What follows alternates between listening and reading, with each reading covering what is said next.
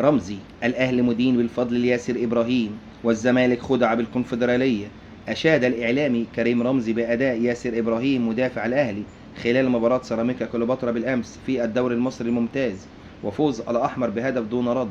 وقال رمزي في تصريحات عبر برنامج لعبة والتانية عبر راديو ميجا اف ام: الأهلي مدين بالفضل الكبير لياسر إبراهيم حال تتويج النادي الأهلي ببطولة الدوري الممتاز هذا الموسم.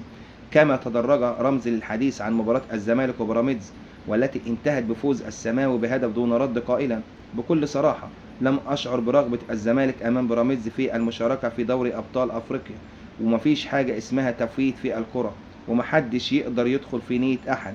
وواصل: هناك حراس مرمى يرتكبون أخطاء أكثر من خطأ عواد، ومباراة الزمالك وبيراميدز مملة، والزمالك فقد حظوظه في المشاركة في دوري أبطال أفريقيا. وتابع: الزمالك تراجع تراجعا كبيرا عن المشاركة في دوري الأبطال في الموسم الماضي، والموضوع أصبح مقلق وعيب الزمالك ما يكونش موجود، والزمالك خدع بالتتويج بالكونفدرالية واستسهل المشاركة في الكونفدرالية كل موسم. عيب للاعبي الأبيض. أرجو من كل مسؤول في نادي الزمالك إن الفريق ليس في وضع جيد إطلاقا،